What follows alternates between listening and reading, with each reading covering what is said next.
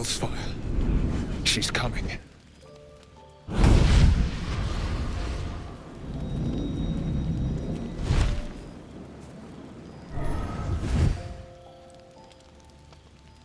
Wyll, you've been naughty. And you know what happens when you're naughty. God damn it. Anyone but her.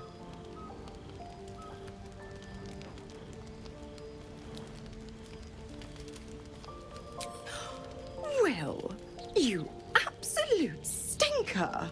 You kept me a secret? Time to let the Hellcat out of the bag. Call me Mizora. I'm Wyll's patron, the fount of his power. My pet's been unruly, and his leash needs a yank.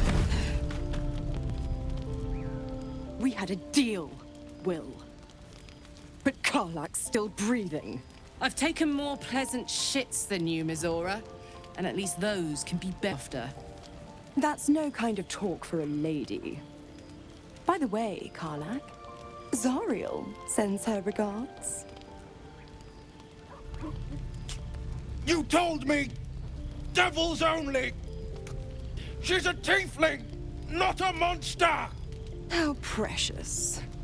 The little pupster's found his bug. Clause G, Section 9. Target shall be limited to the infernal, the demonic, the heartless, and the soulless.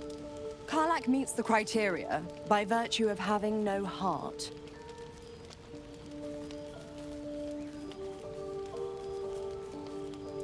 Don't you worry. That ship has long sailed the Styx. But a defiant pup must still pay his price. To wit.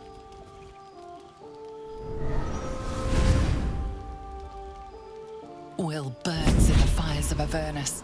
The lightning storms of Dis strike his flesh.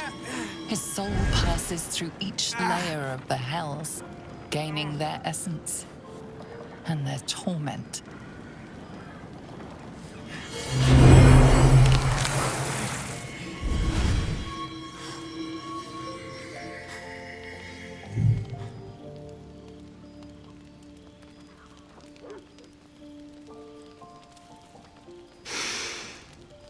That's better.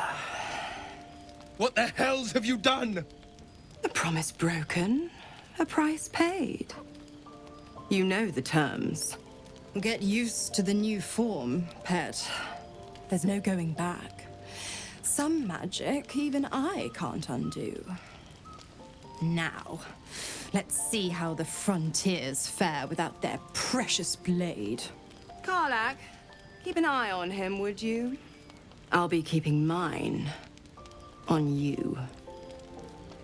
Oh, and Wyll, don't forget, our pact still stands. Ta-ta.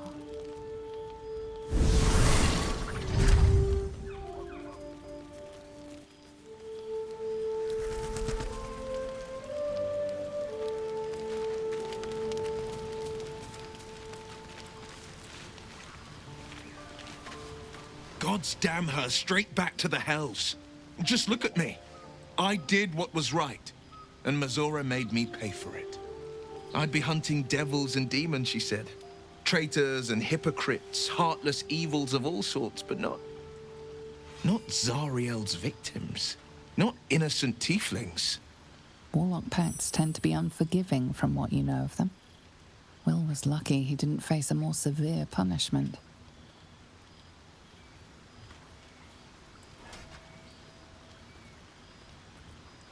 All these years. You'd think it's a lesson I'd have well learned. It's Mizora who grants me the power to conjure armor and cast eldritch blasts. Before I was infected, I could even call hell beasts and summon festering clouds. But I promise you, every thrust of my blade and every flame I sparked was for the good of the coast. I can't utter the terms or circumstances of the pact. I can tell you most all else, but the pact, I'm forbidden, unless Mizora permits it. But I'll say this. The moment I pacted myself to Mizora, I have not regretted for a heartbeat. It was my proudest deed. It was worth the sacrifice. All I can give you on that is my solemn word. The Gith Knight is as merciless as the dragon he rides. That we still have our heads is nothing short of a miracle. It's said that anyone who bathes in the river of blood emerges as one born anew. It's a lot like that, I imagine. I feel the weight of these horns on my head, curling upwards like a mammoth's tusks. I feel these ridges snaking down my neck. Not to mention a few bumps and prongs in unmentionable places. But I haven't seen my reflection just yet. Be my mirror. What do you see?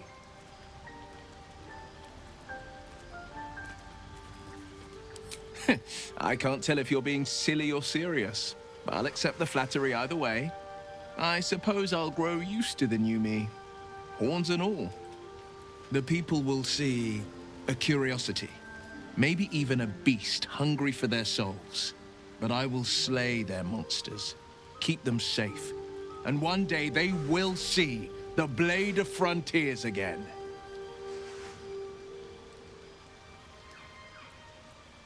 A possibility that's kept me awake countless nights. But I don't have a clue where to start, other than play her games and play by the rules. That's the only language devils listen to.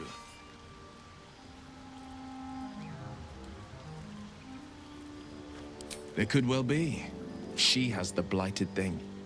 What I know of it is simply what has engraved itself upon my memory.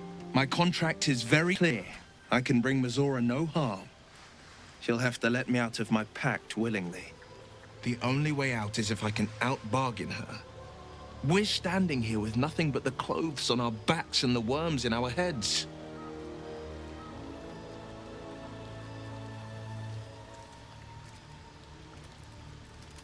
We can. I'm sure of it. How glad I am that you see me as more than my patron's pet.